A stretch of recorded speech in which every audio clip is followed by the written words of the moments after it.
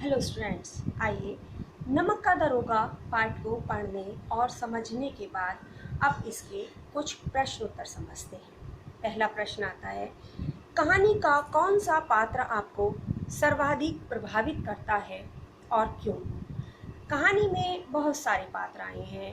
मुंशी पंडित आलोपी दीन, मुंशी वंशीधर, वृद्ध मुंशी जी, बहुत सारे पात्र आए, लेकिन इन सब में से हमें कौन सा पात्र सर्वाधिक प्रभावित करता है और वह है मुंशी वंशीधर जी का।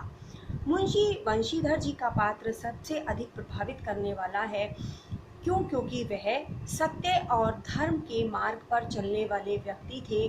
उन्होंने कठिन परिस्थितियां आने पर भी सत्य और धर्म का मार्ग नहीं छोड़ा। वह अंधेरे में जलते हुए एक दिए के समान दिखाई देते हैं, कीचड़ में खिले फूल के समान दिखाई देते हैं। उन्होंने उन सारी विषम परिस्थितियों में रहकर सत्य की जीत हासिल की, धर्म के मार्ग को नहीं छोड़ा। जहां धन और धर्म दोनों के बीच युद्ध होने की स्थिति थी, उस समय धर्म जो उछल उछल कर वार कर रहा था धर्म पर, उस समय भी पंडित आलोपी दीन के धन को मुंशी वंशीधर जी के धर्म ने मात दे दी और उसे हरा दिया, और उन्होंने उनके उस प्रस्ताव को स्वीकार नहीं किया। और उसका परिणाम यह निकला कि अंत में आते आते, कहानी का अंत होते होते, पंडित आलोपी दीन मुंशी वंशीधर जी के सामने अपना प्रस्ताव रखते हैं, उन्हें अपनी सारी जायदाद का स्थायी मैनेजर बना देते हैं और उन्हें इस पद को स्वीकार करने के लिए आग्रह करते हैं ताकि वे इस पद को स्वीकार करें। और इस बात के माध्यम से, इस घटना के माध्यम से ही हमें पता चलता है कि अंत तक आते आते सत्य की जीत हमें दिखाई दे जाती है।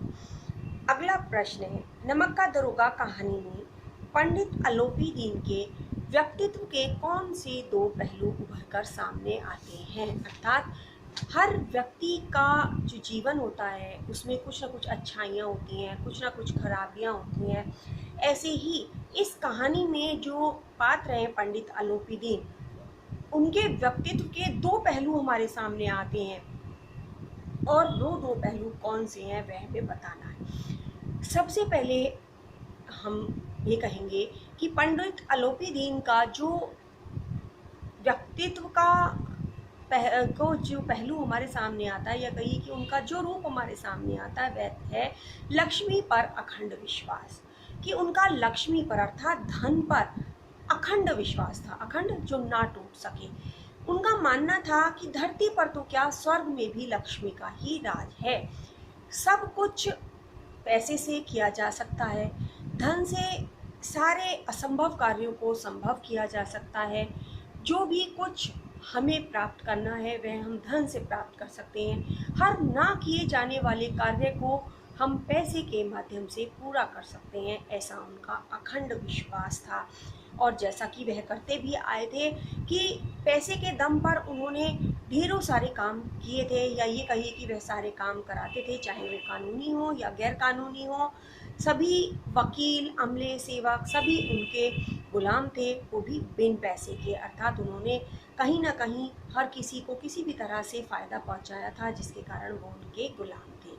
दूसरा आता है गुणग्राही, अर्थात गुणों को ग्रहण करने वाले। पंडित आलोपी दीन जहाँ एक ओर लक्ष्मी पर अखंड विश्वास रखते थे, वहीं दूसरी ओर वो गुणों को भी ग्रहण करने वाले व्यक्तित्व के व्यक्ति थे। अर्थात उन्हें गुणों की पहचान थी। उन्हें ये पहचान थी कि किस तरह वो ये जाने कि कौन व्यक्ति ईमानदार है और कौन नहीं। जब पंडित आलोपी दीन को मुंशी वंशीधर जी ने गिरफ्तार कर लिया, उस समय उन्होंने अपने धन के बल पर अपने आप को बाइज्जत बरी तो करा लिया, लेकिन वे ये पहचान गए थे कि मुंशी वंशीधर एक सत्यनिष्ठ और धर्मनिष्ठ व्यक्ति हैं और ऐसे व्यक्ति जल्दी से मिलने असंभव हैं। उन्होंने उनके गुणों को पहचानते हुए, उनकी कद्र करते हुए, अपने आप को नुकसान पहुंचाने वाले मुंशी वंशीधर को किसी भी तरह से कोई नुकसान नहीं पहुंचाया, उनका कोई बुरा नहीं किया, बल्कि उन्हें अपनी जायदाद का स्थायी मैनेजर बना दिया, उन्हें इतना बड़ा ओहदा दे दिया और उन्हें उसके साथ ही अन्य बहुत सारे लाभ भी दिए, जिसके आधार पर हम ये कह सकते हैं कि पंडित अलोपीदीन गुणों को ग्रहण करने वाले या गुणों को पहचानने वाले व्यक्ति थे। प्रश्न आता है अगला, कहानी के लगभग सभी पात्र समाज की किसी न किसी सच्चाई को उजागर करते हैं। निम्नलिखित पात्रों के संदर्भ में पाठ के उस अंश को उद्धृत करते हुए बताइए कि यह समाज की किस सच्चाई को उजागर करते हैं। पहला आता है वृद्ध मुंशी जी, दूसरा आता है वकील, तीसरा आता है शहर की भीड़। तो यहाँ पर इन तीनों के बारे में हमें बताना है और इनके बारे में जहाँ पर भी हमारे पाठ में कुछ भी पंक्तियाँ दी गई हैं, हमें वो पंक्तियाँ इसमें लिखनी है और बताना है कि ये समाज की किस सच्चाई को उजागर करते हैं। पहले आते हैं वृद्ध मुंशी जी। वृद्ध मुंशी जी अर्थात मुंशी बंशीधर जी के पिता। यहाँ मुंशी बंशीधर जी के जो पिता हैं वृद्ध मुंशी जी, उन्होंने जो व्यक्तित्व यहाँ पर निभाया है या जो किरदार निभाया है वह जीवन मूल्यों से परे है। एक पिता होने के बावजूद भी वो अपने पुत्र से यह कहते हैं कि नौकरी में ओहदे पर ध्यान देना यह पीर का मजार है, निगाह चढ़ावे और चादर पर रहना। इस तरह के वाक्य कहना एक पिता के लिए उचित नहीं है। एक पिता को अपने पुत्र को अच्छी सीख देनी चाहिए थी, उसे सत्य और ईमानदारी का पाठ पढ़ाना चाहिए था। एक पिता की जिम्मेदारी होती है कि यदि पुत्र या पुत्री या संतान किसी सच्चे मार्ग से या अच्छे मार्ग से हट जाए तो उसे वापस उस मार्ग पर लाना, लेकिन नहीं, यहाँ पर वृद्ध मुंशी जी ने खुद ही भ्रष्टाचार से भरी हुई बातें मुंशी बंशीधर जी से कही हैं। जैसा कि हम पाठ में देखते हैं, नौकरी में ओहदे पर ध्यान मत देना, यह पीर की मजार है, निगाह चढ़ावे और चादर पर रखना, ऐसा काम ढूंढना जहाँ कुछ ऊपरी आय हो। मासिक वेतन तो पूर्णमासी का चांद है जो एक दिन दिखाई देता है और फिर घटते घटते लुप्त हो जाता है। ऊपरी आय बहता हुआ स्रोत है, इसी से बरकत होती है। बाकी तुम विद्वान हो, मैं तुम्हें क्या समझाऊं।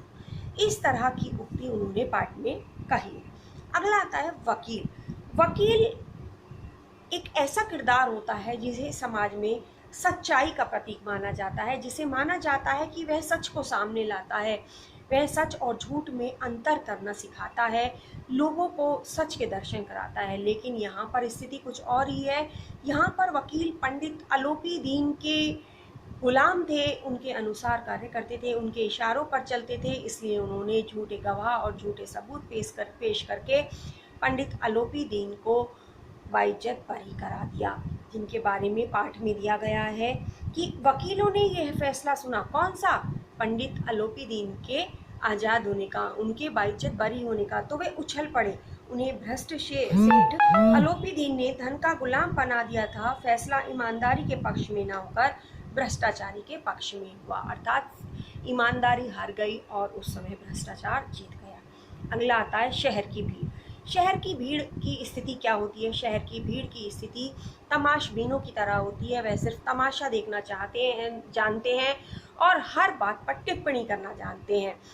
जब उन्हें पता चलता है कि पंडित अलोपीदीन को गिरफ्तार कर लिया गया है और वह मुंशी बंशीधर ने किया है, तो वह मुंशी बंशीधर को बहुत भला बुरा कहते हैं और साथ ही साथ वे यह भी कहते हैं कि पंडित अलोपीदीन जैसे वाचाल व्यक्ति को आखिर गिरफ्तार कर लिया गया तो कैसे। तो शहर की भीड़ के बारे में क्या कहें, यह तो सिर्फ परिस्थितियों के अनुसार अपनी टिप्पणियां करती है और उसके अलावा कुछ नहीं करती। जैसा कि पाठ में दिया गया है कि जब दूसरे दिन पंडित अलोपीदीन अभियुक्त होकर कांस्टेबलों के साथ हाथों में हथकड़ियाँ, हृदय में गिलानी और क्षोभ भरे लज्जा से गर्दन झुकाए अदालत की तरफ चले तो सारे शहर में हलचल मच गई।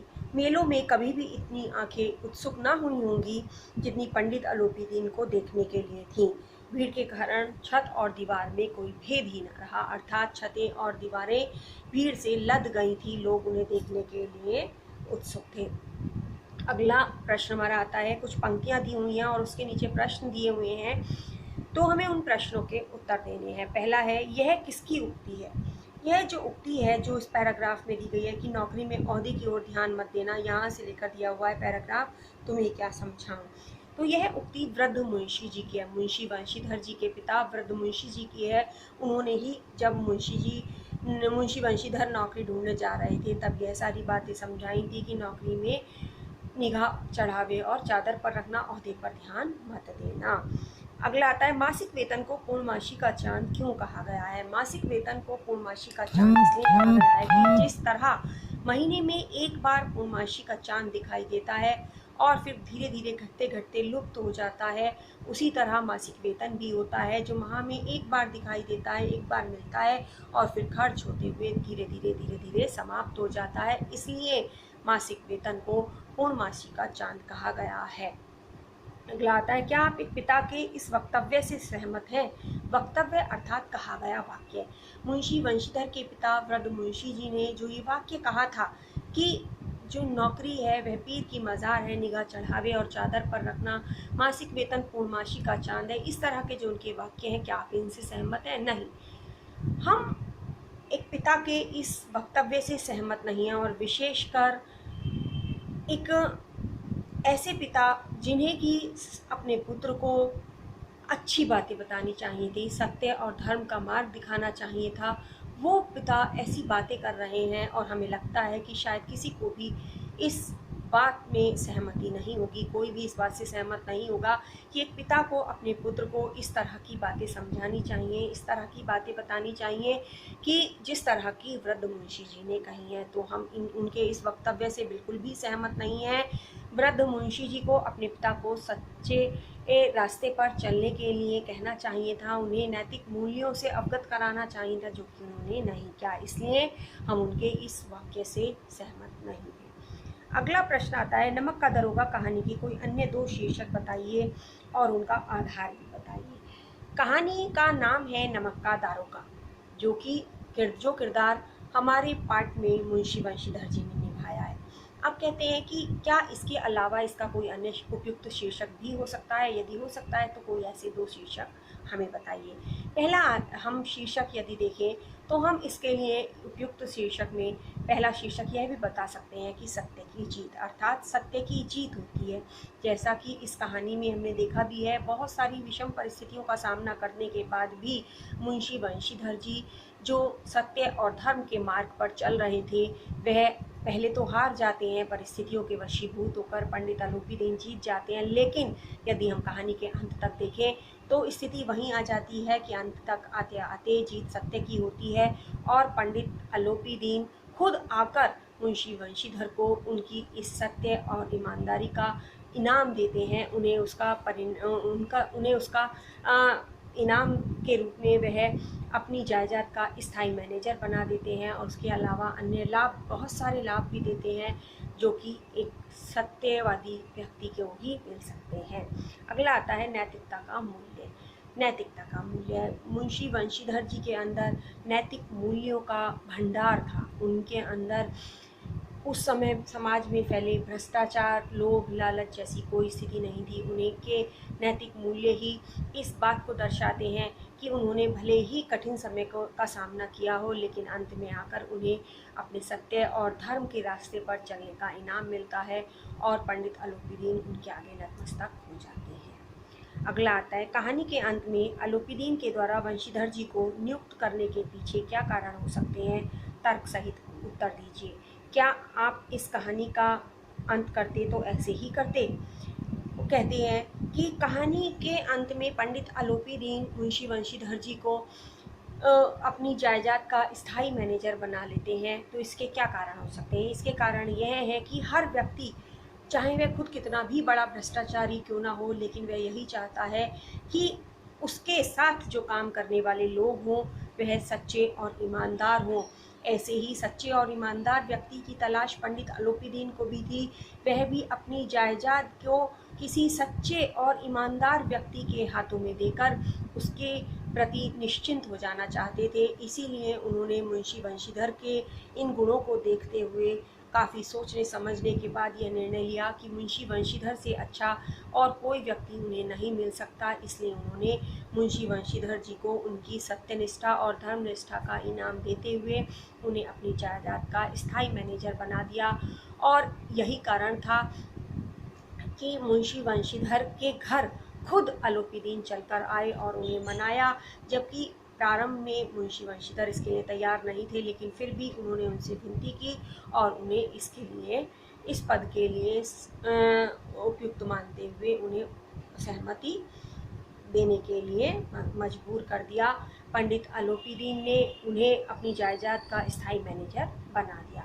यदि और जहाँ तक बात आती है कि यदि हम इस कहानी का अंत करते तो कैसे करते, तो हम ये कह सकते हैं कि यदि हम इस कहानी का अंत करते तो बिल्कुल इसी तरह करते जिस तरह की लेखक मुंशी प्रेमचंद जी ने किया है। यह कहानी और इसका अंत बिल्कुल उचित है और हम सभी इससे सहमत हैं।